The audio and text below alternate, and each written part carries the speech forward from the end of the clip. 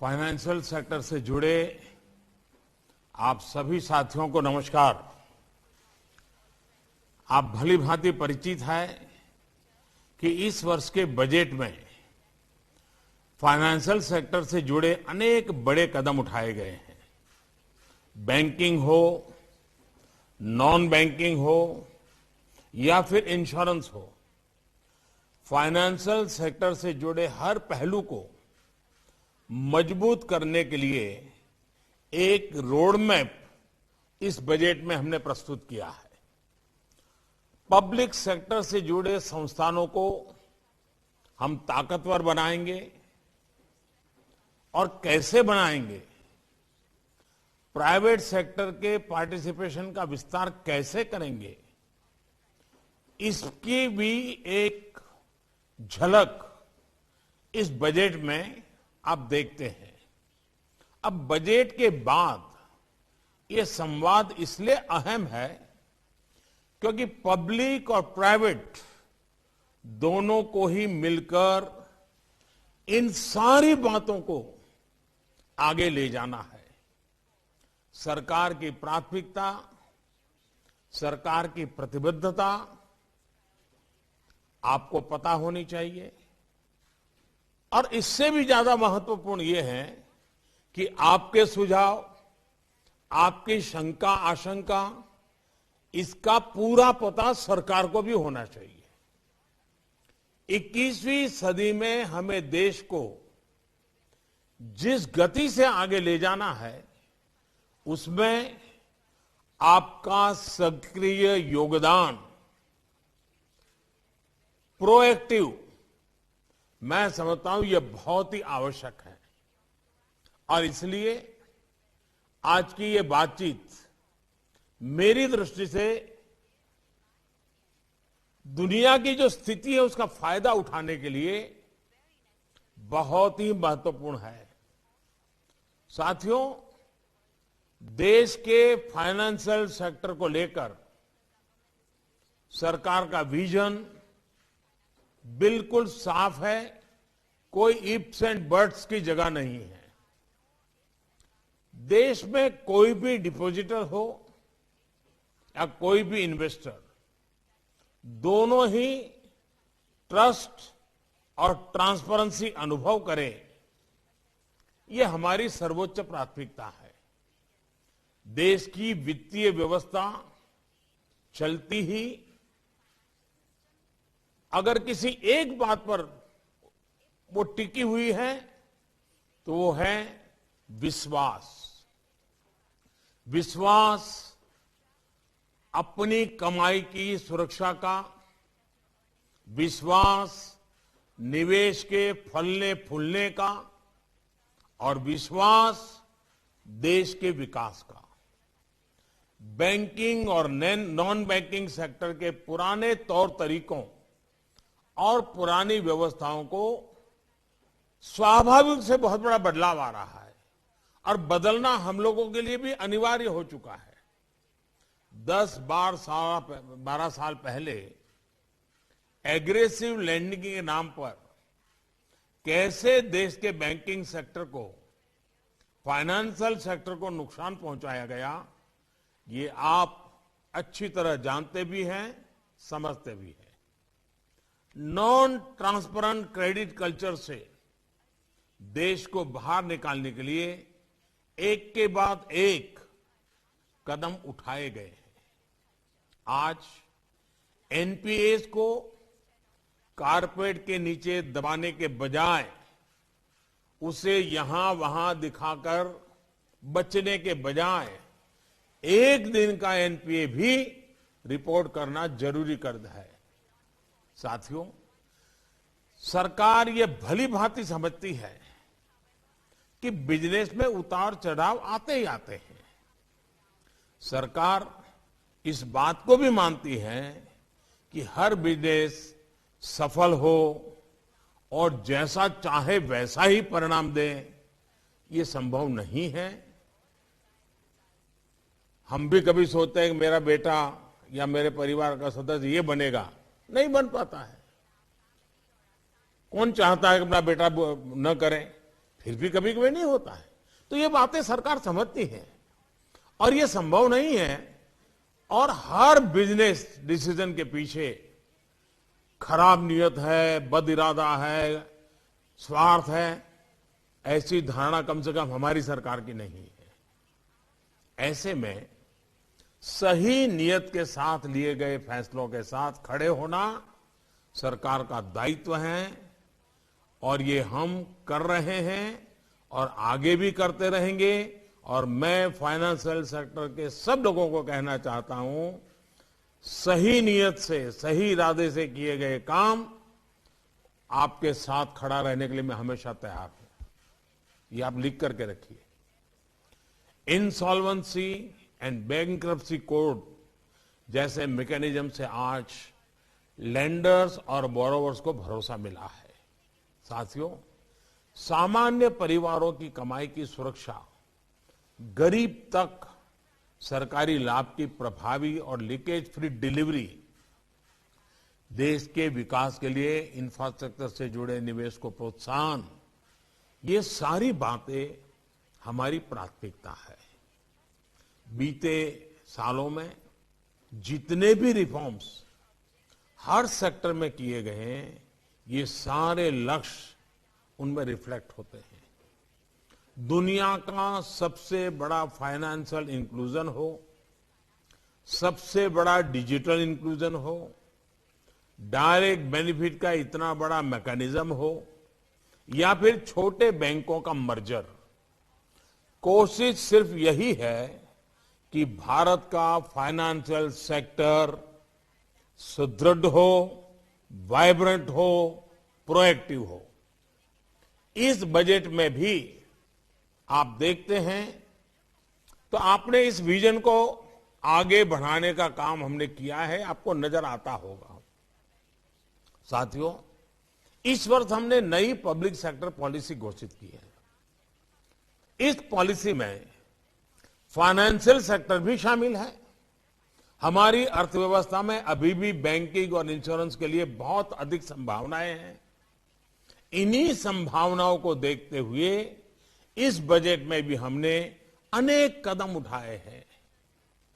2 public sector बैंकों का निजीकरण हो, बीमा में एफडीआई को 74% तक करना हो, या एलआईसी का आईपीओ लाने का फैसला हो, ये ऐसे ही कुछ कदम है।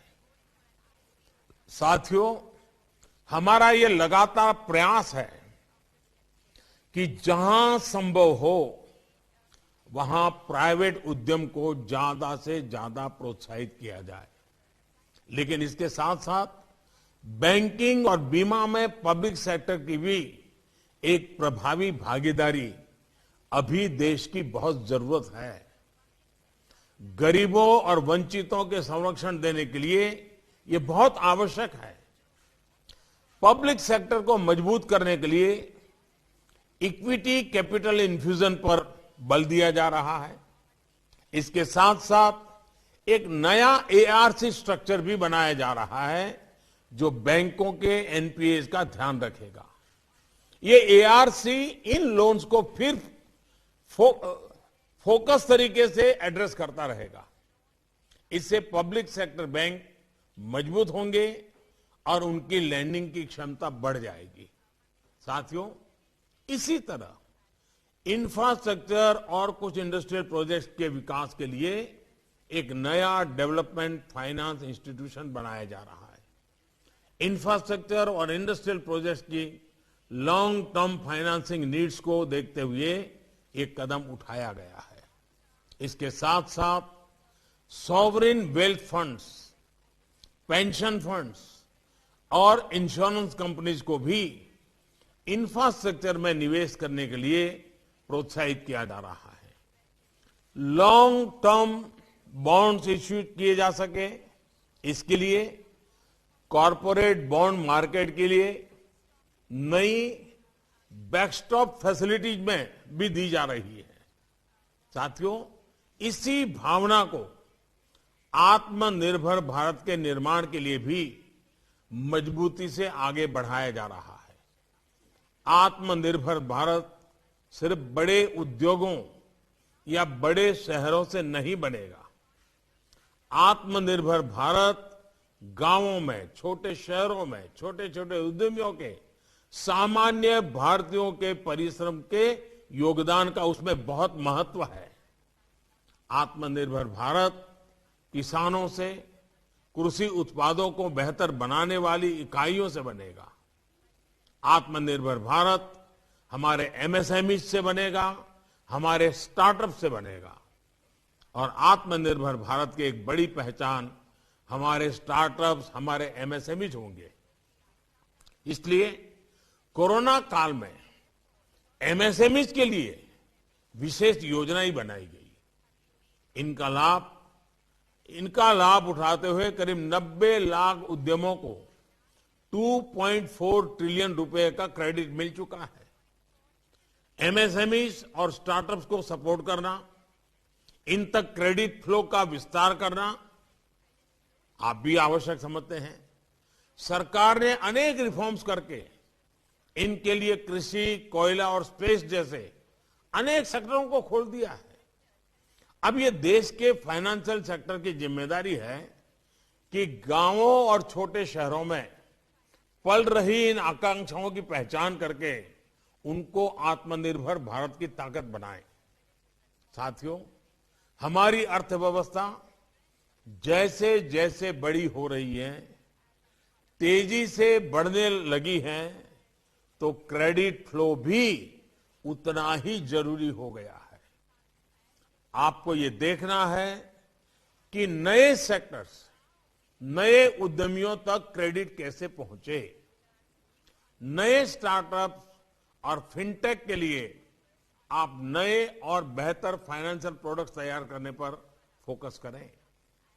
आप सभी भली भांति जानते हैं कि हमारे फिनटेक स्टार्टअप्स आज बेहतरीन काम कर रहे हैं और इस सेक्टर में हर संभावनाओं एक्सप्लोर कर रहे हैं। कोरोना काल में भी जितनी स्टार्टअप डील्स हुई हैं, उनमें हमारे फिनटेक की हिस्सेदारी बहुत अधिक रही है। जानकार बताते हैं कि इस वर्ष भी ये मोमेंटम बना रहेगा।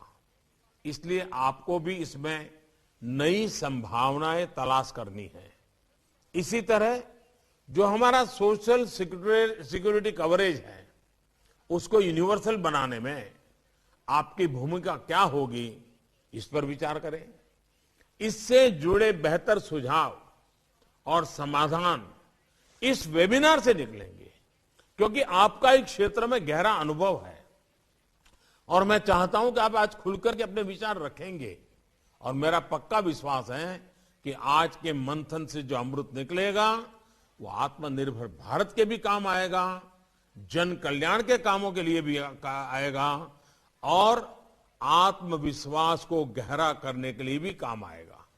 साथियों, बीते वर्षों में टेक्नोलॉजी के बेहतर इस्तेमाल ने, नई व्यवस्थाओं के निर्माण ने फाइनेंशियल इंक्लूजन में बहुत बड़ी भूमिका निभाई है। आज देश में 130 करोड़ लोगों के पास आधार कार्ड, 41 करोड़ से ज्यादा देशवासियों के पास जनधन खाते हैं। इनमें से करीब 55% जनधन खाते महिलाओं के हैं और इनमें करीब 1.5 लाख करोड़ रुपए जमा है। कोरोना काल में भी इन जनधन खातों के कारण लाखों बहनों को सीधी मदद तेजी से देना संभव हो पाया है। आज यूपीआई से हर महीने एवरेज 4 लाख करोड़ रुपए से अधिक का लेन देन हो रहा है और रुपे कार्ड की संख्या भी 60 करोड़ पहुंच चुकी है। आधार की मदद से instant authentication, India post bank का विशाल नेटवर्क, लाखों कॉमन सर्विस सेंटर के निर्माण ने फाइनेंशियल सर्विसेज को देश के दूर दराज वाले इलाकों तक पहुंचा दिया है। आज देश में 2 लाख से ज्यादा बैंक मित्र Aadhaar enabled payment system AEPS device की मदद से गांवों में लोगों के घर तक बैंकिंग सेवा को लेकर पहुंच रहे हैं। 1.25 लाख से ज्यादा पोस्ट ऑफिसेज भी इसमें मदद कर रहे हैं। आप ये जानकर हैरान रह जाएंगे कि पिछले साल अप्रैल से लेकर जून के बीच इन बैंक मित्रों ने अपने एईपी डिवाइस से 53,000 करोड़ रुपए से ज्यादा का लेन देन करने में ग्रामीणों की मदद की है। और हमें ये याद रखना है कि ये कोरोना का वो समय था जब भारत में लॉकडाउन था। साथियों, आज भारत गर्व कर सकता है कि देश का करीब करीब हर वर्ग किसी न किसी रूप से देश के फाइनेंशियल सेक्टर में इंक्लूड हो चुका है। देश अब दशकों के फाइनेंशियल एक्सक्लूजन से मजबूत हो रहा है।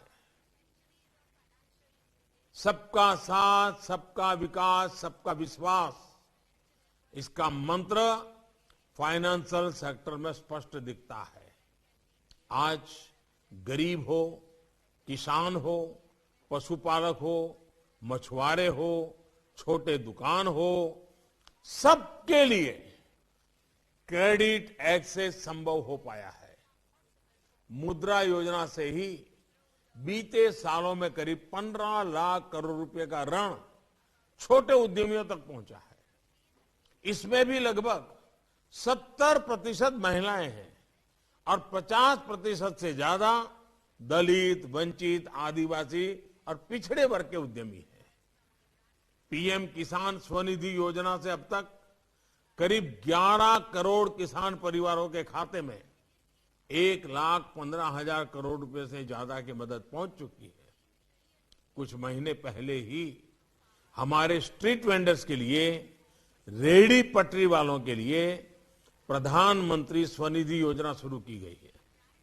इस वर्ग का पहली बार देश के फाइनेंशियल सेक्टर में इंक्लूजन किया गया है। इसके तहत करीब 15 लाख रेहड़ी पटरी वालों को अब तक 10,000 रुपए के ऋण दिए जा चुके हैं। ये सिर्फ वन टाइम इंक्लूजन नहीं है, बल्कि उनकी क्रेडिट हिस्ट्री भविष्य में उनको एक्सपांड करने में भी मदद करेगी। इसी तरह ट्रेड्स और पीएसबी लोन जैसे डिजिटल लैंडिंग प्लेटफॉर्म से एमएसएमईज को सस्ता ऋण तेजी से मिल पा रहा है। किसान क्रेडिट कार्ड जैसी सुविधा तेजी से इनफॉर्मल लैंडिंग के कुचक्र से छोटे किसान को, पशुपालक को, मछुआरे को बाहर निकाल रही है। साथियों, अब प्राइवेट सेक्टर को भी कहीं न कहीं विचार करना होगा कि हमारे समाज के इस सेक्शन के लिए इनोवेटिव फाइनेंशियल प्रोडक्ट्स आप कैसे निकालते हैं।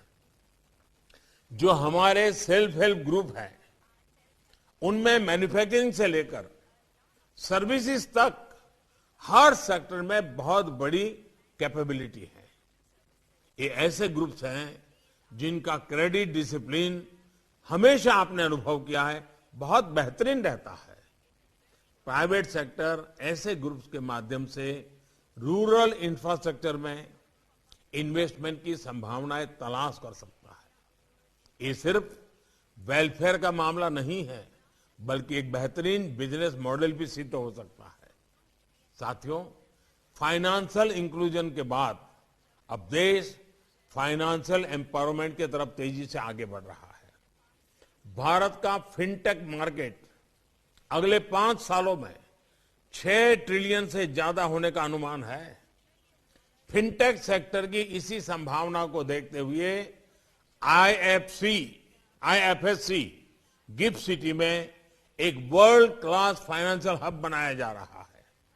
भारत में आधुनिक इंफ्रास्ट्रक्चर का निर्माण भी सिर्फ हमारी आकांक्षाएं नहीं है, बल्कि ये आत्मनिर्भर भारत की आवश्यकता है। इसलिए इस सेक्टर में इंफ्रास्ट्रक्चर को लेकर बहुत ही बोल्ड टारगेट्स रखे गए हैं। इन लक्ष्यों को पूरा करने के लिए इन्वेस्टमेंट की जरूरत है। इस इन्वेस्टमेंट को लाने के लिए हर संभव प्रयास किए जा रहे हैं। ये लक्ष्य पूरे फाइनेंशियल सेक्टर के सक्रिय सहयोग से ही प्राप्त हो सकेगा। साथियों, हमारा फाइनेंशियल सिस्टम मजबूत हो, इसके लिए अपने बैंकिंग सेक्टर को सशक्त करने के लिए भी सरकार कमिटेड है। अब तक जो बैंकिंग रिफॉर्म्स किए गए हैं वो आगे भी जारी रहेंगे। मुझे विश्वास है कि रिफॉर्म्स को लेकर और बजट में तय प्रावधानों के इम्प्लीमेंटेशन को लेकर आपकी तरफ से सार्थक सुझाव मिलेंगे।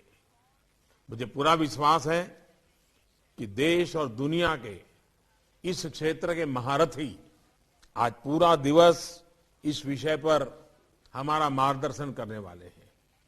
आपकी एक एक बात मेरी सरकार के लिए बहुत मूल्यवान है।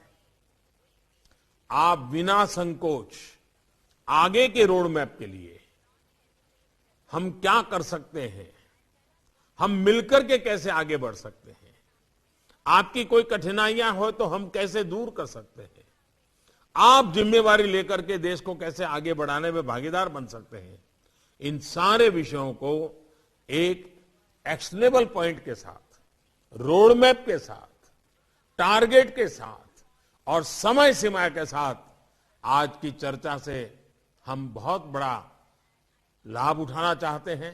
मुझे विश्वास है कि आपका ये समय मूल्यवान है, उससे भी मूल्यवान आपके सुझाव है और हमारा संकल्प है। बहुत बहुत धन्यवाद।